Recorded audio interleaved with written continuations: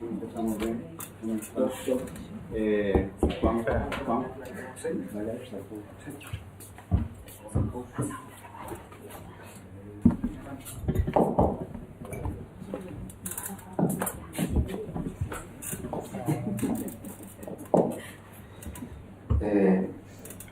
Hola, buenas tardes a todos. No voy a hacer una presentación de mis presentadores porque es un poco irracional, pero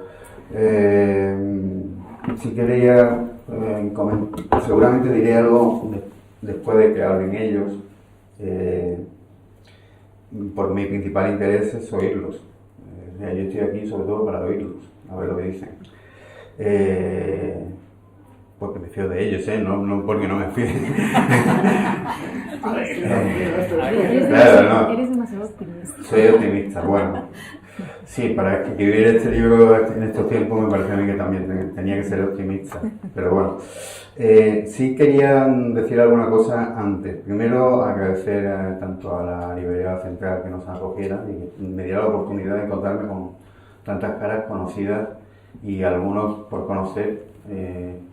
Que hacía tanto tiempo que no veía y estoy no desterrado en Málaga, porque ya sabéis que Málaga ahora mismo es lo más de lo más, pero bueno, la verdad es que me apetecía mucho volver a veros a todos y entonces, bueno, es una oportunidad estupenda de estar aquí.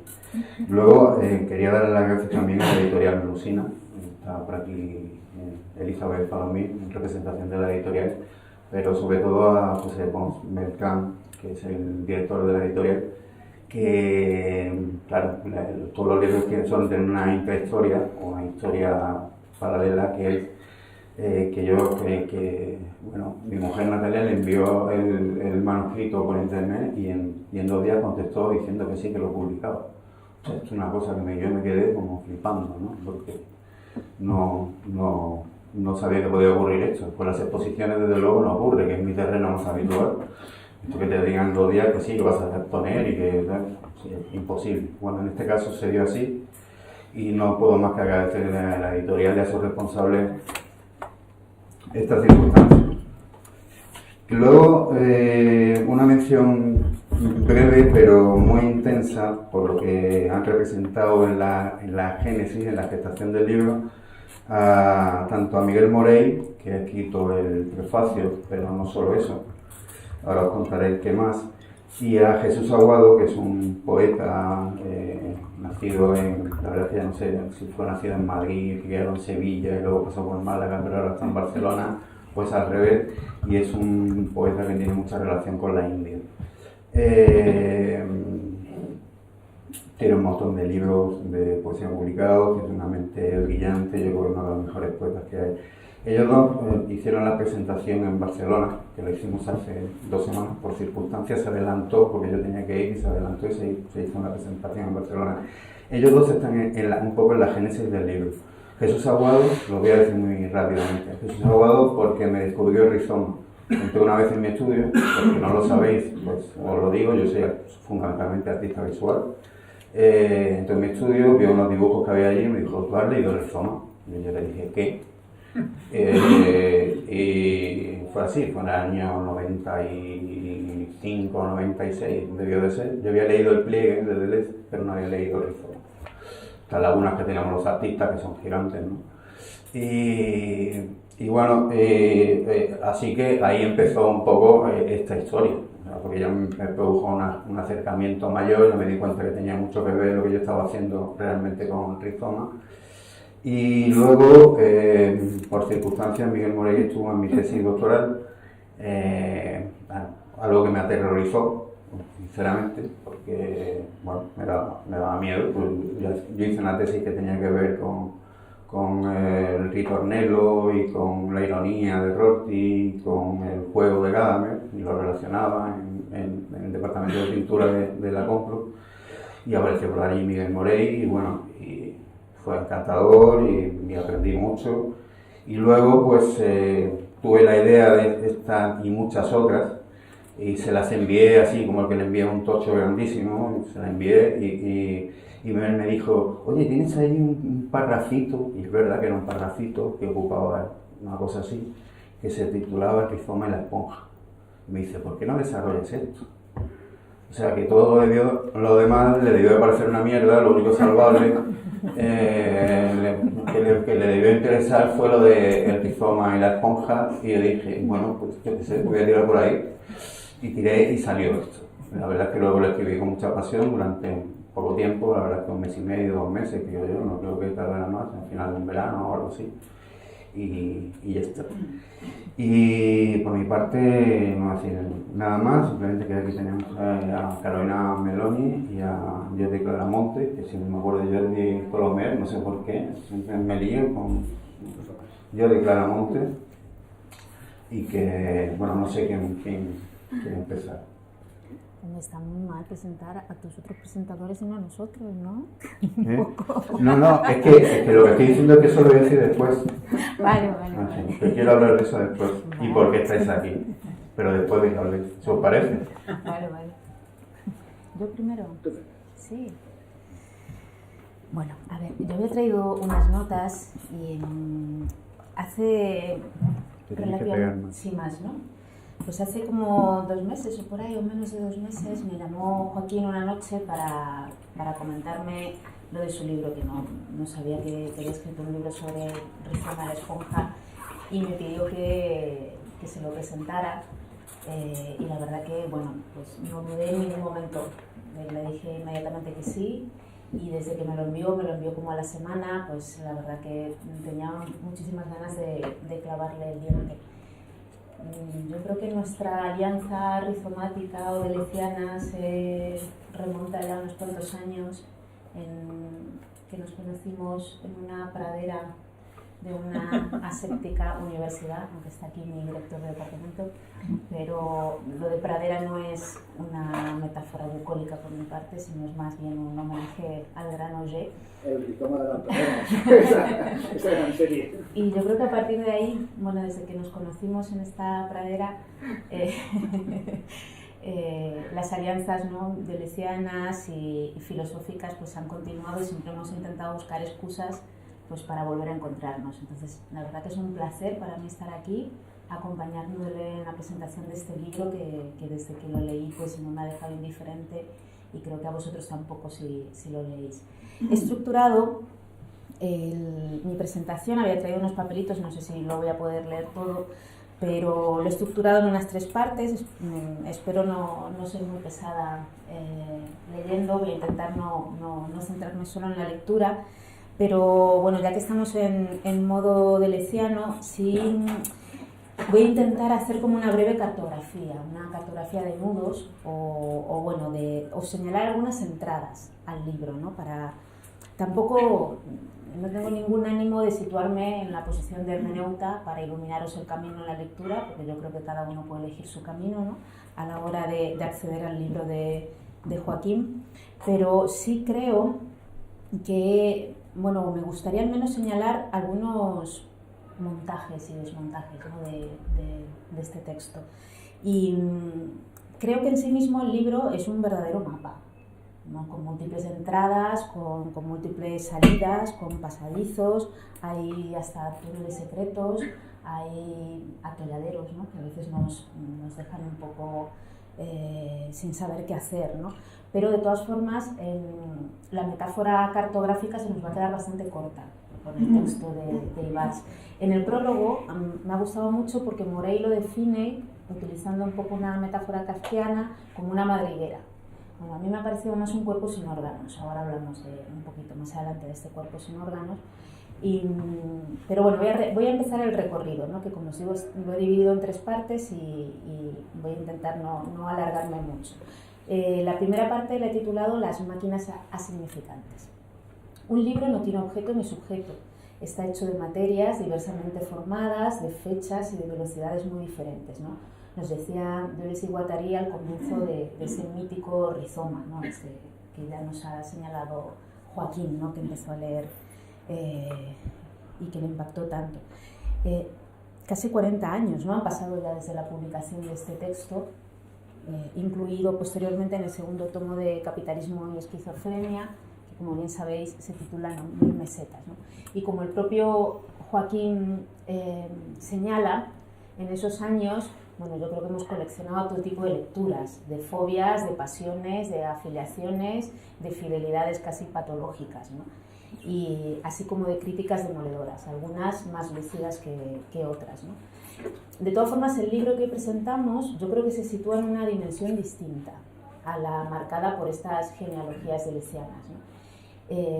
Dado que, y cito al propio Ibars, Rizoma nunca fue un asunto cerrado ni un problema resuelto, antes bien nos sigue proponiendo una trama que carece de argumento principal y que por tanto nos invita a generar, a repensar sus opciones, sus devenires. Bueno, me gustaría situarme ahí, en esa cadencia, ¿no? En el pensamiento que supone tomar el testigo de otro autor para de alguna manera generar y producir formaciones distintas, ¿no? O caminos que nos trasladen a territorios completamente diferentes, o derivas, o devenires inexplorados, ¿no? Cuando leía Ibars me acordaba también de esto que nos recordaba el propio Deleuze en Conversaciones, no sé si os acordáis, cuando retomando a Nietzsche decía que lo que hace un pensador es de alguna manera lanzar como una flecha al vacío y es la excusa para que otro pensador coge esa flecha y la vuelva a lanzar a un lugar totalmente distinto, ¿no? Bueno, yo creo que es lo que hace Ibars con Rizoma, ¿no? Transforma profundamente lo que recibe y no deja de crear. No estamos, yo creo, ante una interpretación más del texto deleuziano-guattariano. Tampoco ante el homenaje del fiel discípulo que continúa de alguna manera el legado de sus maestros. Aunque es cierto que desde el comienzo, bueno, al principio mismo, Ibars declara de una forma bastante abierta que no es su intención matar al padre. Bueno, yo creo que cualquier psicoanalista tendría mucho que decir ante esas impúdicas confesiones, ¿no? No, yo creo que el rizoma y la esponja es otra cosa. Es un orden diferente. Posee un ritmo para mí insospechado, ¿no? Que nos balancea sobre el texto de Deleuze y de Guattari, a veces de una manera pausada, moderada y aparentemente prudente. Otras, en cambio, nos sacude sin ningún tipo de conmiseración, ¿no? Introduciendo cierto aire de desencanto, incluso diría yo de desilusión, que a veces roza el nihilismo en algunos parágrafos, ¿no? También creo que es un texto que conecta y que establece todo tipo de conexiones con otros autores, ¿no? Con, por ejemplo, Wittgenstein, Bachelard, Sloterdijk, Gómez de la Serna, incluso Borges, ¿no? Van a surgir a nuestro encuentro. Respecto a estas conexiones, bueno, voy a detener solo brevemente, ¿no? Bueno, como bien sabéis, para Deleuze hay básicamente dos maneras de leer, de abordar un libro, ¿no? Tendríamos por una parte esa lectura no teleológica que va a la búsqueda de los orígenes y del significante, lectura que no deja de preguntarse qué nos quiere decir este autor, este pensador, este filósofo, ¿no? Una lectura que pide de alguna manera explicaciones a cada línea, a cada párrafo, a cada capítulo, esa lectura arbórea, diríamos, ¿no? Utilizando las metáforas deleuzianas, fijada a un territorio que va siempre a la caza de las genealogías y de los orígenes.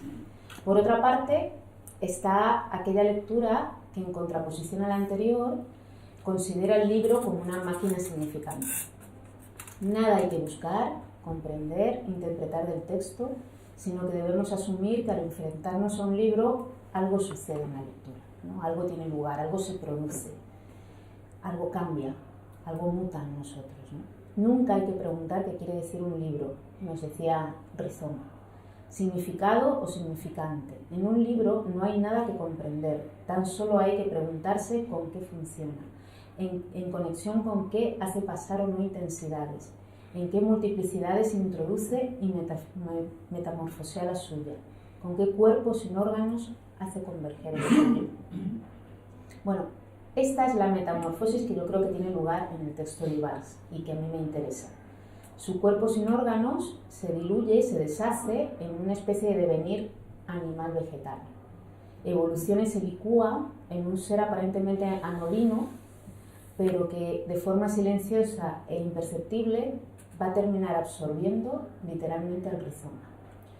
Estamos, yo creo, ante un libro esponja. La potencialidad de la figura elegida no es baladí, como voy a intentar explicar un poquito más adelante. Un libro esponja que podemos recorrer de manera aleatoria, yo creo, introduciéndonos en sus concavidades, saltando de un párrafo a otro, dejándonos llevar por sus flujos a través de sus pasadizos.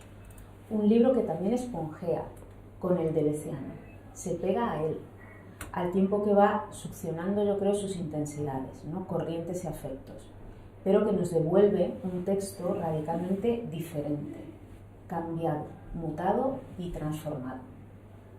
Bueno, paso al punto 2, que son las evoluciones aparalelas o las bodas contra natura, ¿no? Que todos sabéis lo que son. Afirma Ibars que el negativo del rizoma no es el árbol, sino otra figura, la esponja, otro artefacto, otra herramienta, se pregunta. Yo no estoy muy segura de esta contraposición. Y por el contrario, a lo largo del texto, la verdad que soy absolutamente incapaz de ver en estas dos figuras heterogéneas una dicotomía o un par oposicional. Incluso debo confesar que me chirría un poco las sugerencias de tratarlas como un par masculino-femenino. Tampoco me convencen mucho, ¿no? Porque creo que caen en cierto esquema metafísico tradicional muy alejado al texto de Deleuze y de Guattari. Rizoma y esponja van y vienen en la obra de Ibars. Se cruzan, se contraponen a veces, se rozan, se contaminan, juegan, mutan de tal manera que en ocasiones resulta bastante difícil distinguir el uno del otro, ¿no? Y cito a Ibars: pareja de uso rizoma-esponja. A mí me resulta imposible no compararlos con esa otra pareja no tan manida deleuziana utilizada para describir el devenir como alianza o como boda contra natura, ¿no? O como esa evolución paralela de dos seres que no tienen nada que ver, nada en común. La recuerdo muy brevemente porque imagino que todos las conocéis de sobra, que entra en el repertorio de un Deleuze para principiantes. Se trata de la abeja y de la orquídea, ese insecto que cree copular con otro de su especie, al tiempo que la orquídea abeja lo utiliza para la polinización, ¿no? Se utilizan mutuamente. Para Deleuze no debemos interpretar esta relación de la abeja y de la orquídea como bajo el clásico esquema de la imitación, del calco. Hay un verdadero devenir abeja de la orquídea y un devenir orquídea de la abeja. No se trata de semejanza, sino de un rizoma común, una alianza más allá de toda filiación jerárquica. Un tipo de encuentro, no de boda imposible, que desbarata la lógica binaria del género y la especie. Es también una especie de robo, de captura, ¿no? De estos dos seres. Bueno, recordemos que devenir para Deleuze es hacer rizoma y no un árbol clasificatorio, filiativo genealógico, ¿no? La involución o alianza de este devenir se produce a modo de un virus. Es una lógica del contagio, ¿no? Como una lógica comunicativa o de transmisión hereditaria. Es transgénica, es transgenealógica. Es una expansión, propagación, contaminación. Y dejadme que os lea un texto en este sentido. A ver si puedo. Tenía algunos textos elegidos, pero tampoco me quiero extender demasiado. A ver, 76. Fijaos cómo define Ibars este devenir, ¿no? Dice: ¿podría formar la esponja parte de esa imagen que se nos escapa? ¿Puede el rizoma hacer rizoma con la esponja? Una esponja atravesada por un rizoma, bodas contra natura. No se trata de eso. Las líneas del rizoma penetrando las voluptuosidades de la esponja, por aquí, por allá. Bucles de uno en la otra y viceversa. Y entonces el rizoma se esponja y la esponja se rizomatiza. El rizoma, horadado por infinitos gusanos de ausencia, la esponja preñada de cadenas vermiformes que todo lo infiltran, procesionarias de venidas expertas, espeleólogas. Sin embargo, ninguna síntesis morfológica parece realmente posible, ni siquiera necesaria. No es ya tiempo de quimeras ni monstruos. Bueno, es cierto que luego en la siguiente página se nos insiste, como en más de una ocasión durante todo el texto, que no son lo mismo, que rizoma y esponja no son lo mismo, que uno no es el en vez del otro, dado que las determinaciones binarias ya no encajan en esta pareja conceptual, ¿no? Así se producen entre ellos combinaciones no estructurales, participaciones entre reinos distintos. La esponja que captura, rapta al rizoma, que muta con sus poros y concavidades, usurpando el territorio que antes pertenecía a la raíz. Rizoma, líneas en movimiento, esponja, agujeros en movimientos. Ahora sí, ahora no. Es una cita de Ibars.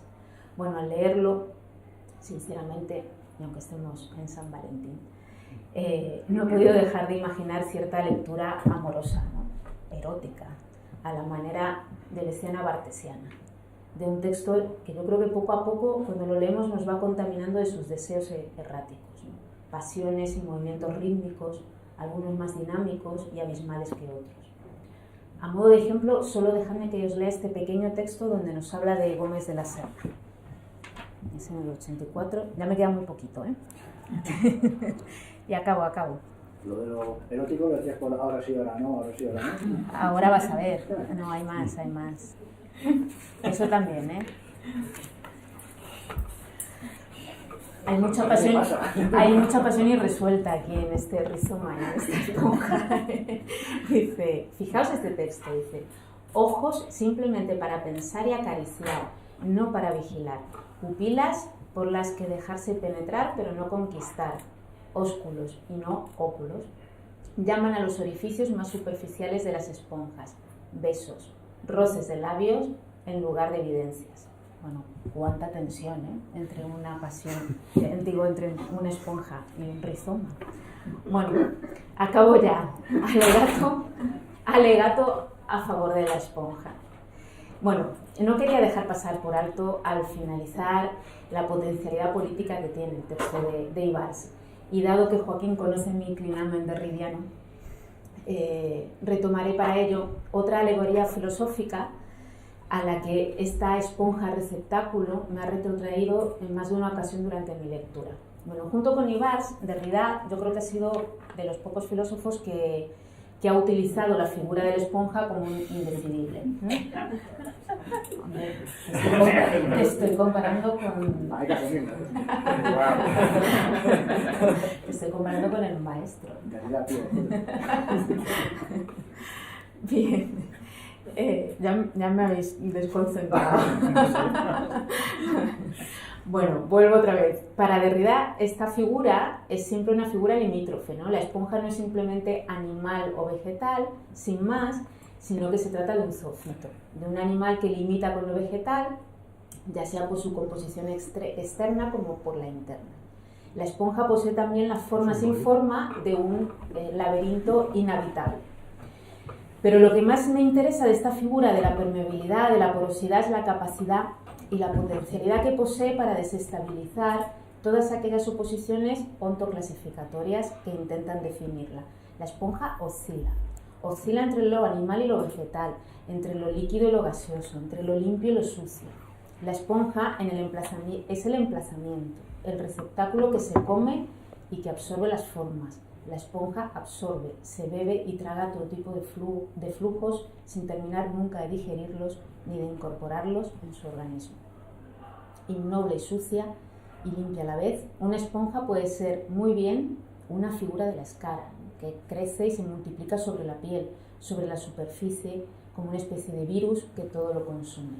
A mí me ha recordado mucho la figura por eso la referencia de Derrida, no solo por la esponja, pero la figura de la esponja en el texto de Ibars me ha recordado mucho a otra figura que es el receptáculo de las formas, que es la cora platónica, ¿no? Que la utiliza también Derrida y la utiliza además como esa imagen de la madre, de la matriz, del receptáculo, una figura femenina, ¿no? Que da lugar y que a la vez produce lugar.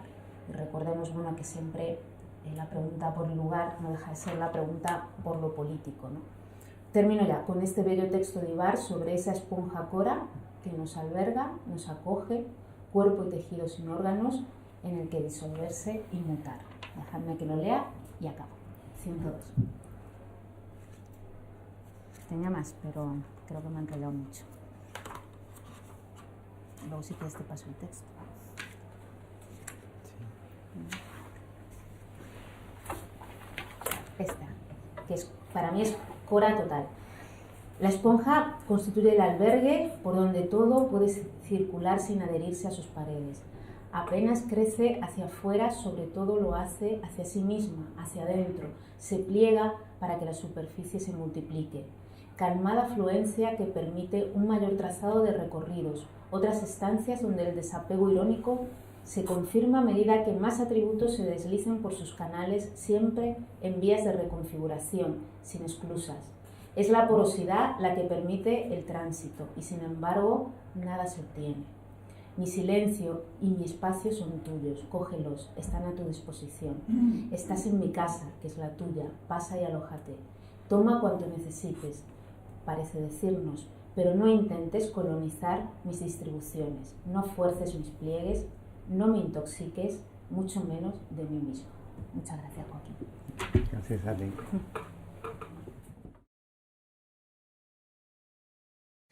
Bueno, yo lo que debo decir primero que nada es que no sé si hay bastantes libros aquí, pero deberíais comprar 3 o 4 libros cada uno de vosotros, porque este tipo, aparte de compartir ideas con Derrida o haberlo desarrollado mejor que él, escribe muy bien. O sea, este libro está muy bien escrito, es muy bonito de leer.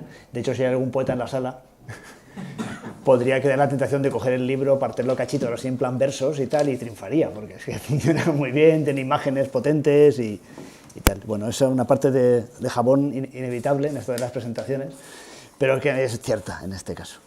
Y bueno, yo creo que es de lo más sensato que podré decir, porque al contrario que Carolina no tengo demasiada idea de Deleuze, y de hecho no tengo una gran idea tampoco al respecto. No sé por qué me han invitado, no se le ocurriría a nadie mejor, pero o sea, a mí yo siempre digo que eso de la filosofía francesa es una contradicción en términos, o es filosofía o es francesa, pero las dos cosas a la vez, joder, es mucho pedir. Pero bueno, a lo que sí me gustaría contaros es, yo creo que por eso estoy aquí. Coincidí con Joaquín alguna vez en algún tribunal de tesis y entonces es lo típico que empiezas a decir cosas pedantes, se no tenías leído la tira y tal, y entonces coincidimos en que habíamos leído el mismo tipo de chorradas, ¿no? Que tenían que ver con teoría de la complejidad, que son cosas que están haciendo gente que hace genética, biología, matemáticas y tal en Santa Fe. Bueno, está Cormac McCarthy, el guionista de No es país para viejos, también anda currando con esta gente, misteriosas. Y estos tipos hablan de complejidad y hablan de autoorganización, y a mí eso sí me interesa mucho. Ahí es mi rollo. De hecho, yo he leído libros, cada cual leerá pues, para su caletre, ¿no? Yo lo he leído desde el punto de vista de la autoorganización, de cómo hacemos para que se nos viene encima, para que van a ganar los que no nos quieren y tal. Y intentando ver qué se puede rescatar en el pensamiento de Deleuze, pero en mucho más pensamientos, ¿no? Todo esto.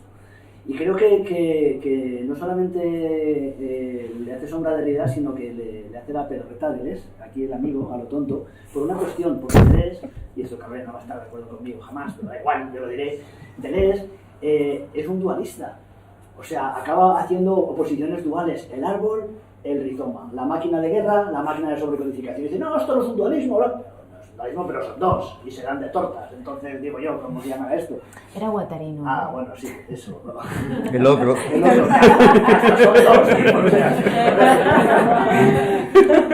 Entonces, hay un gran tránsito ahí, que es justo, yo creo que disentimos ahí precisamente, es justo donde para mí es la parte más lúcida del libro, que es romper ese juego. Porque está el árbol, está el rizoma, y entonces de repente aparece otra contraposición, que es la esponja. Esto mismo es lo que vio Stuart Kauffman, uno de los grandes biólogos evolutivos y tal y cual, justo contraponiendo o jugando a deshacer la contraposición entre orden y caos.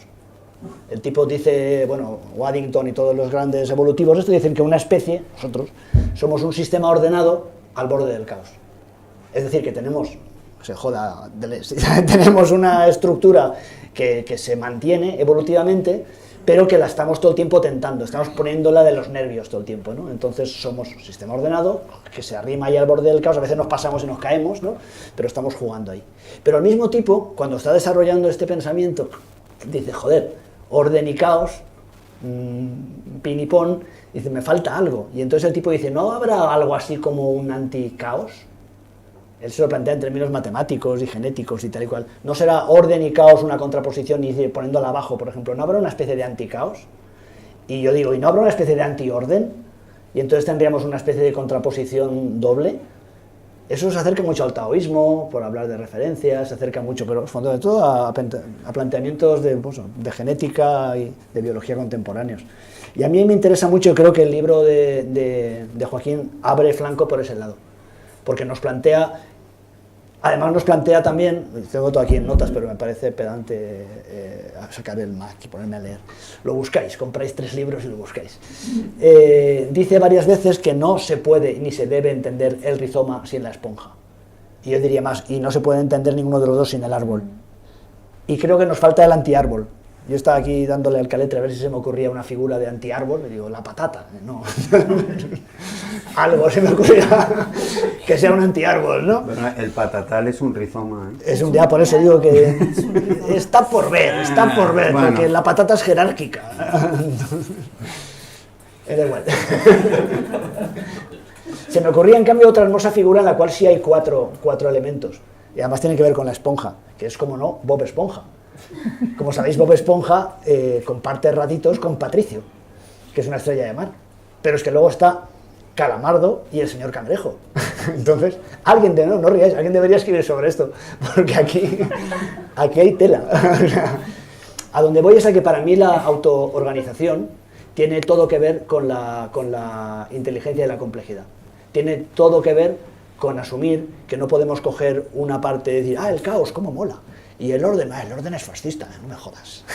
¿Sabes? O sea, cualquier organización social, cualquier proceso de autoorganización en el que estemos, yo he estado en unos cuantos centros sociales, necesita orden y necesita caos. Pero no solo eso, necesita anticaos y necesita antiorden. Y tenemos que ser capaces de jugar con esas 4 fuerzas a la vez. Cualquier otra cosa sería una claudicación y una simplificación. Y la historia del pensamiento está llena de simplificaciones y claudicaciones, así que no vamos a hacer más. Esa sería un poco mi línea de aproximación. Puedo decir más cosas, pero ¿para qué? Pues, ¿quieres decir alguna más? No sé si se me ocurre alguna más. Podríamos seguir indagando en lo de Bob Esponja, que no me lo habéis tomado en serio y, joder, es que me traigo muchos dibujos de eso. Me tocaría decir algo al respecto. Pero vaya. No, yo creo que para mí esa es la parte más importante, esa capacidad de juego, y sobre todo una de las cosas que más nos falta a los intelectuales occidentales, que es entender lo que serían los modos negativos. Eso en mi trabajo, yo trabajo en términos modales, que es una lógica griega antigua y tal, y ahí se conjuga, metafísica antigua, como dirías tú. Ahí, en vez de hablar de orden y caos, hablan de necesidad y posibilidad. Lo necesario es todo aquello que tiende a la coherencia, que tiende a la estabilidad, que se sedimenta. En términos geológicos sería lo que se decanta, ¿no? Que establece estratos estables. Mientras que lo posible es lo variante, lo divergente, lo que no se atiene a reglas, lo que juega, ¿no? Entonces ya tendríamos orden y caos. Lo necesario, ¿verdad?, como estable, sedimentable o coherente, y lo posible como variación, experimentación, etc. Pues bien, los antiguos, igual que yo con Bob Esponja, hacen una doble pareja y le contraponen la contingencia a la necesidad y la imposibilidad a la posibilidad. Y ahí empieza a molar un montón. Yo esto lo utilizo para analizar arte. Y entonces te das cuenta cómo cualquier artista en cualquier momento tiene que dar cuenta de esa complejidad. Tiene que dar cuenta de una tradición que recibe, así sea una tradición inventada por sus primos o por anteayer en un manifiesto. Tiene que dar cuenta de una tradición que recibe, de una coherencia, y a su vez tiene que variarla. Esto ya está en la poética de Aristóteles. Aristóteles hablaba de que el drama, la tragedia era la imitación, mimesis praxis, o sea, la imitación de una práctica, incorporando cosas que obviamente que el espectador no sabía, si no pues poco habría. O sea, había un elemento de orden, de reconocibilidad y un elemento de variación. Pero enseguida introducen los modos negativos, que son los que digo que nosotros tenemos dificultad para asumir. Cuando leemos a los taoístas y hablan del silencio, o del vacío, o del hacer no haciendo, pues se nos pone cara de pez, y en el mejor de los casos nos recuerda a gurús de estos que sacan pasta a la gente con mucho tiempo, ¿no?, y tal, y mucho dinero. Y yo creo que es de las cosas que más nos va a entender. Lo digo porque, por ejemplo, en términos biológicos, de nuevo, los ecosistemas funcionan con 2 claves que podríamos llamar, orden y caos, memoria y revuelta.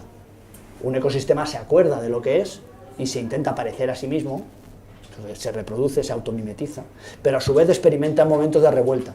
Pequeño incendio, algunos cambios ligeros y hace que experimente cosas. Pero memoria y revuelta se contraponen a su vez con olvido y reacción. No hay revuelta sin reacción, no hay memoria sin olvido. Y esas cuatro fuerzas están juntas. Y eso de nuevo, me haría falta una pizarra porque dibujándolo es mucho más bonito, pero vamos, hay que joderse. Pues eso mismo yo lo veo asomar en el libro de Joaquín, veo que aporta una gran cosa, creo que le hace un gran favor a los deleucianos, aportando la noción de esponja.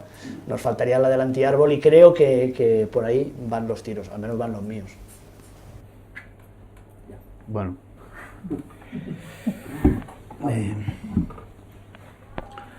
Vamos a dejar que hablen. Vamos a dejar que hablen un poco. Espera, les voy a decir yo una cosa y luego les dejamos que hablen. Habéis visto por qué están aquí. O sea, quiero decir que no hacía falta mucho explicar por qué están aquí. Están aquí porque, bueno, antes Carolina ha hablado de que nos conocemos de hace tiempo y es verdad que estábamos en esa pradera compartida.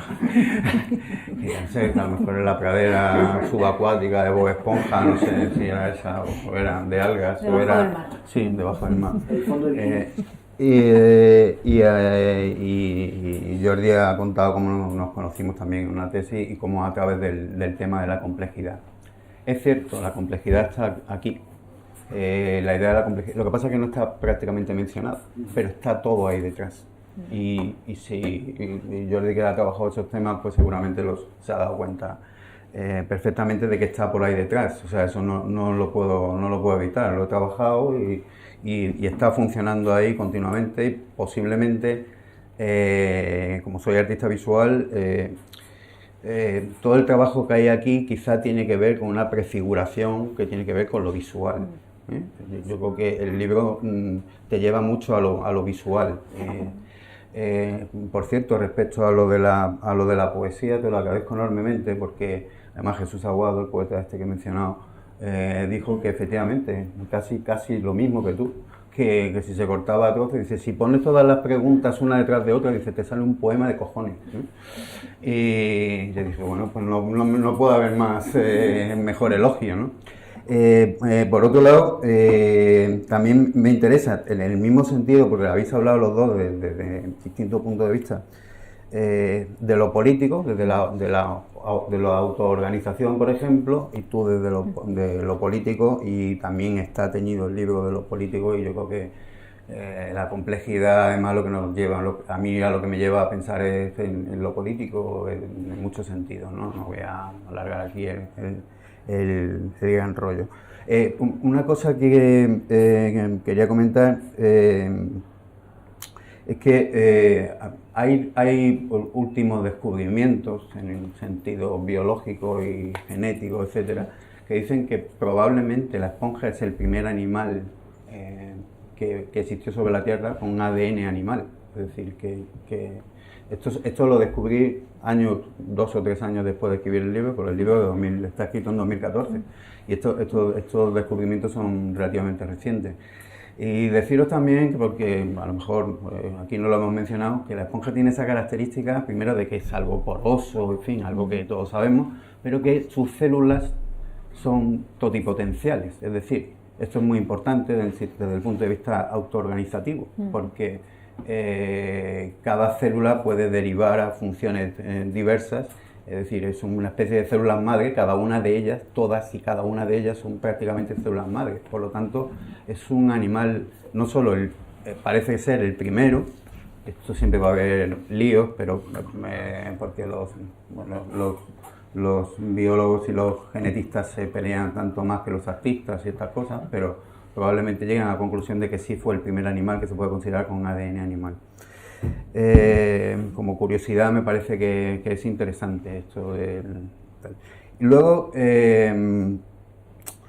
lo que decía, porque no, pues me estaba regañando Carolina, no se ha presentado y tal.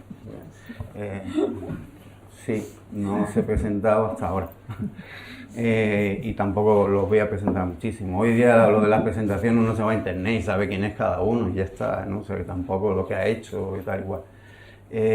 Bueno, tienen evidentemente dos orígenes, aunque los dos han pasado por la UNED de alguna manera, creo yo. pero tienen como dos maneras de ver las cosas y se ha visto claramente distintas. Dos departamentos distintos. Sí, y están aquí porque, bueno, porque me parecía que podían enriquecer. Yo quería hacer efectivamente una esponja, algo que pudiese ser penetrado sin que me colonizaran. Eso también lo digo aquí, que tú lo has leído, que no me colonicen ni uno ni otro. O sea, yo en mi modesta esponjeidad, pues procuro no dejarme colonizar. Ahora eso sí, recibo todos los oligoelementos que sean necesarios para mi supervivencia y que me enriquezcan, y lo agradezco enormemente.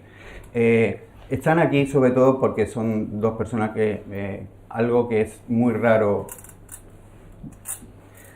que yo al menos me di cuenta, porque posiblemente no tengo la omnivisión, pero son dos personas que me han parecido, desde que las he conocido, a una hace mucho tiempo y a Jordi hace poco tiempo, pero muy comprometidos con su trabajo, con lo que hacen.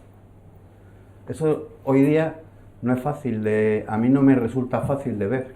Yo soy un tipo bastante comprometido con mi trabajo y es algo que admiro mucho, a la gente que está comprometida con su trabajo, con su manera de hacer, con su necesidad. Y no solo es el compromiso, digamos, con su trabajo o con una cuestión laboral, sino porque es como... Yo he percibido en ambos que es su vida, ese es el sentido de su vida. Y eso... para mí yo creo que es de lo mejor que se puede decir de una persona, que alguien está comprometido con lo que hace, con lo que se dedica y con lo que tal. Además son dos personas que sonríen mucho, no sé si os habéis dado cuenta, sonríen muchísimo más que yo, o sea, yo sonrío muy poco, es raro, ¿verdad? Yo sonrío poco. Y son dos personas que sonríen mucho, y digo, bueno, pues qué mejor que tener a mi lado a dos personas que sonrían mucho más que yo. Y luego tienen un compromiso, además, lo han tenido, podéis mirar ya digo en internet, pero los dos vienen de tener compromiso político importante, serio, social, no sé cómo llamarlo, pero que a mí también me admira mucho. Yo lo he mantenido quizás más desde la distancia y más desde otro punto de vista, en las producciones artísticas y tal, pero a lo mejor no tanto a pie de calle como ellos sí lo han hecho. Y claro, para traer un clon de mí mismo, pues para eso venía yo solo. Entonces he preferido traer a personas que fuesen distintas y que aportasen realmente, y que, ya digo, que penetrasen. No sé si te parece esto una suficiente presentación o quieren más, Carolina. Quiero más. ¿Quieres más? Bueno, pues si quieren más te voy a hablar, porque como estás así, parece que estás insaciable de esa parte amorosa, claro, esa parte sí, amorosa. Es que San Valentín, ya te lo he dicho. Que San Valentín, bueno, esto se lleva a mejor no decirlo, No te pero pone nervioso. no me pongo nervioso. Como dicho, Sí. Que te haya tocado el clinamen de Lidiano o algo así. El clinamen, sí. El clinamen. Sí. Lo has hecho.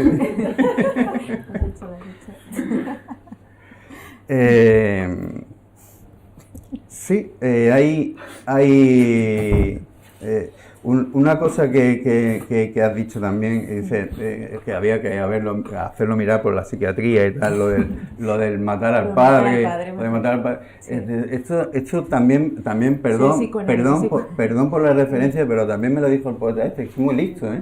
Y me dijo, dice, este cabrón, bueno, no lo dijo así, pero lo digo yo, dice que no quiere matar al padre, dice, pero es que, claro, no lo mata así, sino que lo va asfixiando poco a poco a lo largo del libro. Me hizo mucha gracia, porque además creo que tiene mucha razón. Moray dice, no, aquí no empieza a hablar de la esponja hasta el capítulo 13. Dice, pero cuando empieza.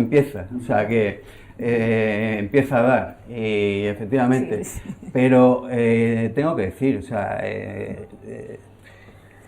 No me siento, o sea, me siento cerca de estos asuntos de la complejidad, muy cerca, desde siempre, desde prácticamente desde el principio, pero también me siento muy cerca de eso que Jordi ve como un imposible, que es el pensamiento francés, ¿no? Me siento muy cerca porque creo que tiene mucho que ver. Es lo mismo que me pasaba con la ironía de Rorty, por ejemplo, que dice, bueno, pues este tipo es un pragmatista americano, que tal, pues me sigue interesando, o sea, sigue pasando el tiempo. Porque de eso hablo un poco en el libro, o sea, más que de contraposiciones hablo de ampliación. Yo lo que trato de hacer es ampliar, en vez de oponerme, porque alguien podía pensar que había escrito un antirrizoma. Y no, para mí no tenía sentido hacer un antirrizoma como ellos hicieron un antiedipo. Quería hacer un modelo totalmente distinto y por eso me parece que no caigo en los, para mí, errores que se han cometido tanto en los, podríamos decir, apocalípticos como integrados del rizoma, ¿no? Como los forofos o los tal.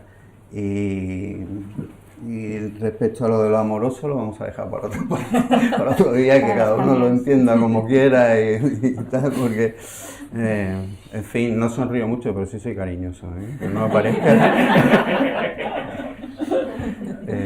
Bueno, ya vosotros si queréis preguntar algo, comentar algo, o si vosotros queréis decir algo más. Venga, animaos a comentar algo o a preguntar algo. Sin haber leído el libro no es tan fácil, ¿no? Pero hay alguna cosa ahí que me late, por lo que se nos viene encima, con el tema de la autocensura y esas puertas que se nos van a cerrar en los submundos o canales subterráneos de la esponja, y no sé si eso lo tienes ahí como... O sea, has planteado algo sobre esto, ¿no?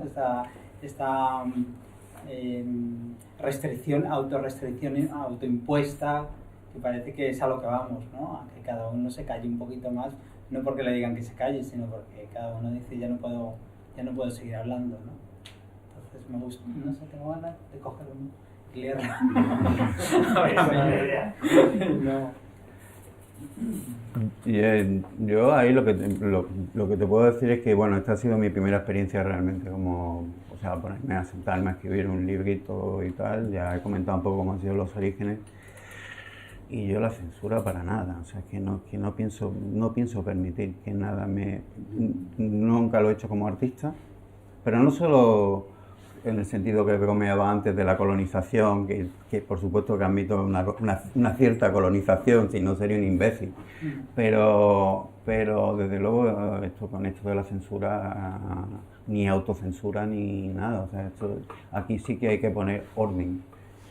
Es un temazo, porque si hubiera un tipo de censura solamente estaría chupado, pero es que hay más. Claro. Entonces la censura clásica es la del miedo. Tienes miedo a que te hostien o miedo a que te echen o lo que sea, ¿no? Y ese es una forma de censura o de autocensura, ¿no? Pero luego aparece otra censura que se llama la fricción. La fricción. Fricción es cuando de repente deviene fatigoso, ¿sabes? Decir según qué cosas. Entonces no es que te asusten, no es que te acojonen o te vayan a dar una paliza al salir de casa, pero se te vuelven a hacer las cosas difíciles, se hacen engorrosas, ¿no? Y entonces es una especie, se vuelve cansino. Y entonces te acabas cansando y te acabas censurando por fricción, y no acaba ahí la cosa. Hay otro tipo de censura, que es la que, por ejemplo, puede haber hecho Carmena, que es la de al revés, la de la inundación. O sea, de repente, ¿quieres datos? Toma datos, transparencia total, ¿sabes? Te contamos todo. No, es que no quiero que me contéis todo, ¿sabes? Por favor, ¿sabes? Entonces hay otro tipo de censura que tiene que ver con esa especie de sobreabundancia, de sobreinundación y tal y cual. Y finalmente hay una que seguramente será peor, que es la de la ignorancia. El ni siquiera saber que podemos hacer cosas que no estamos haciendo. Y volvemos a un esquema cuaternario de estos de dobles oposiciones. Soy muy consistente con mis temas. Pero de un lado estaría miedo, fricción.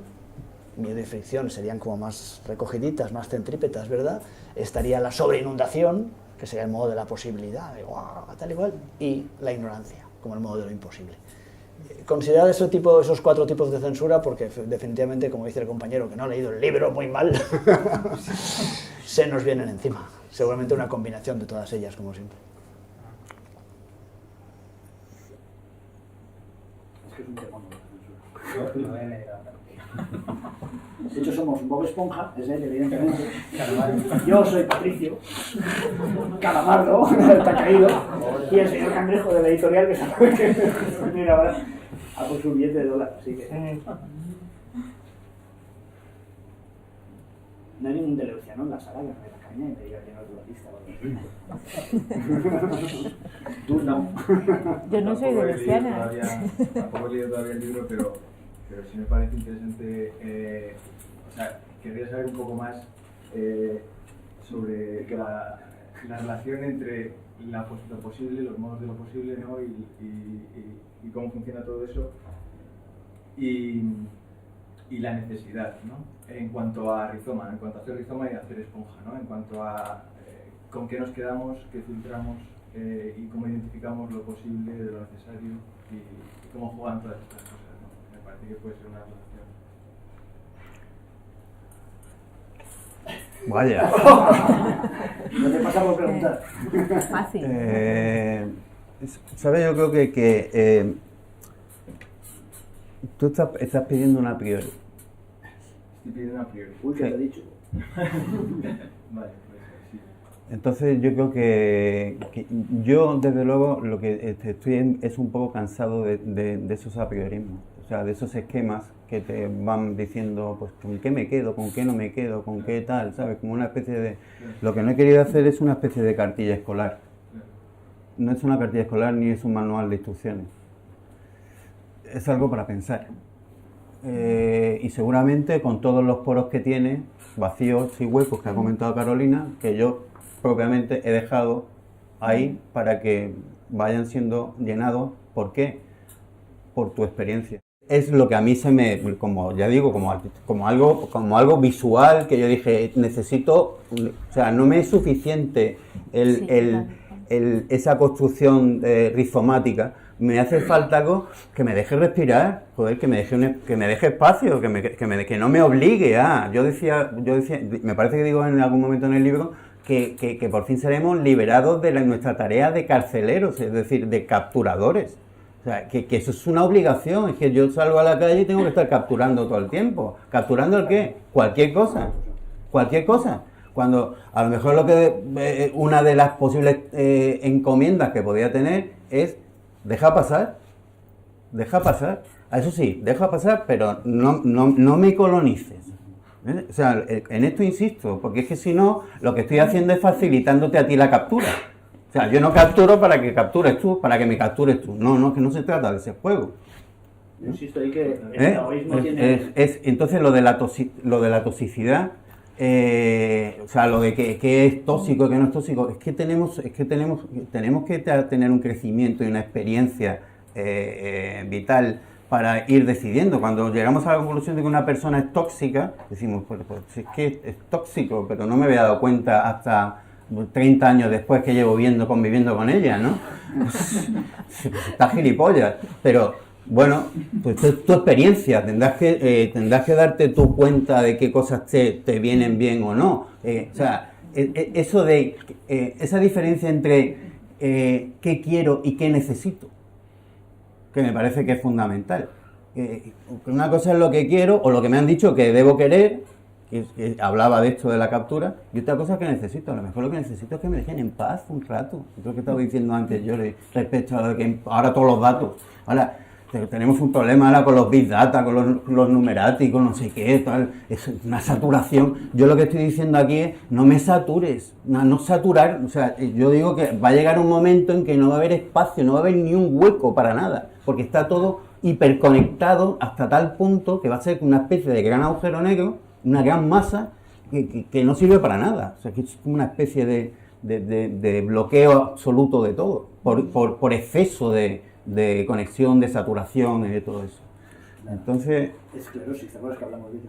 Sí, la esclerosis, y en las que yo digo que, por ejemplo, y yo digo también que la esponja corre el riesgo de la esclerosis. Sí, yo lo había señalado esa persona. Corre el riesgo de la esclerosis porque la esponja se puede convertir en una especie de roca de lava volcánica.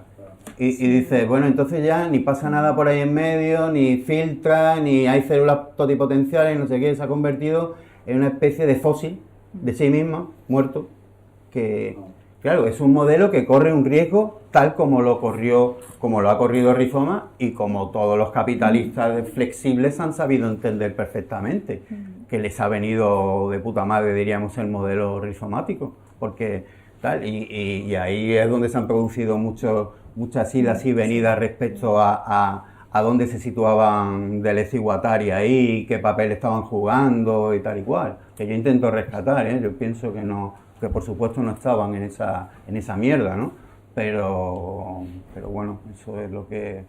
Pero diríamos que es un libro pensado para que encontremos huequecitos, ¿sabes? Huecos. Un poquito de respirar. Jordi dice...